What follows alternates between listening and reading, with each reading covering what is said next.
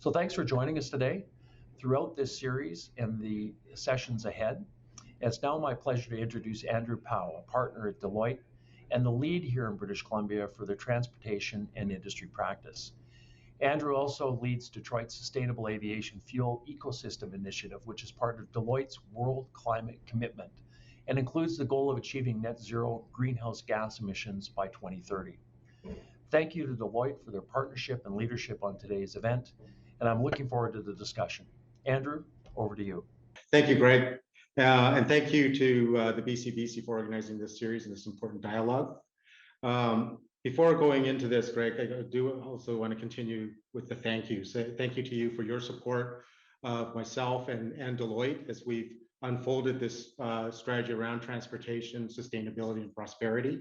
And thank you for your staff who've been amazing in supporting us in getting us to today and getting us as panelists ready for this discussion. The sessions so far in this series have been really insightful and have featured some great speakers and great discussions, and you're setting a very high bar for us today, and I hope we meet those expectations.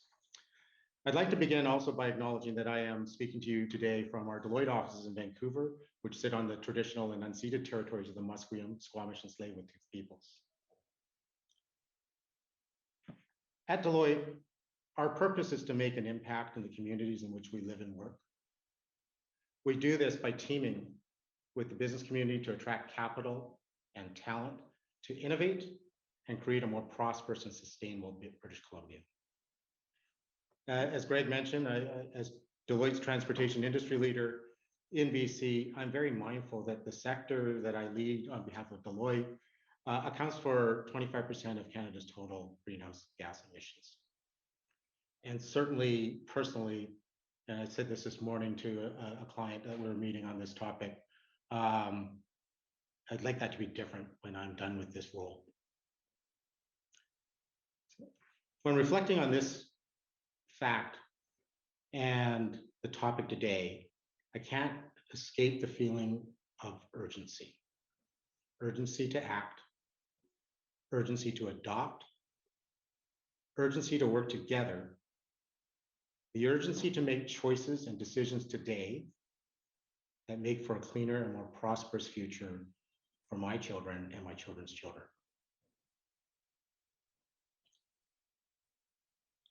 Like many organizations, Deloitte has made commitments to be net zero, in our case by 2030. In our business, our carbon footprint is really driven by our business travel, which represents 88% of our total emissions. Air travel generates our highest carbon per employee. We understand that for Deloitte to achieve net zero does have implications for our clients. I have to say I've been a great customer of Air Canada, for example.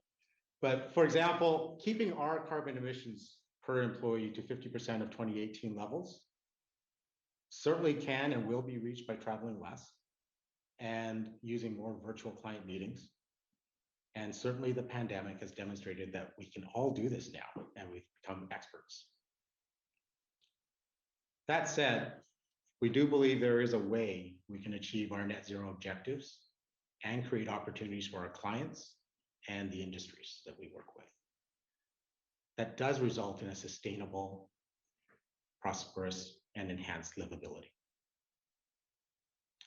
We believe that by working together, and only by working together across industries towards a shared goal, we believe we can and will realize those commitments. So they're not just statements, but they will be reality.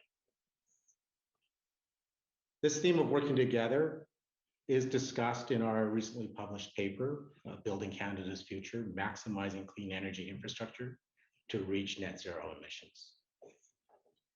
In that paper, we discuss the need for ecosystems of industry, government, and communities to come together to take aligned, systemic action to create the low carbon, sustainable future we desire.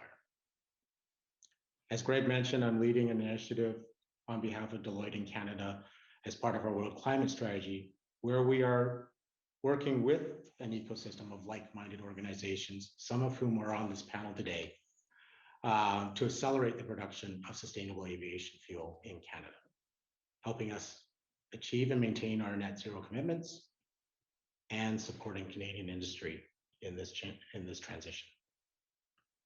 So I'm pleased today that we have a panel of passionate and seasoned leaders who are committed to collaborating on a common goal of decarbonizing, accelerating industry's contributions in creating low carbon fuels, adopt new technologies, and who share the urgency to act together. This is a journey. In my view, this is the first step in a journey to transition our energy infrastructure that enables a lower carbon future for us. So I have two questions that I will leave with you, our audience, to reflect on as you listen to our panels today and reflect on as leaders in our BC business community. Will you choose to come on this journey? Will you choose to take action?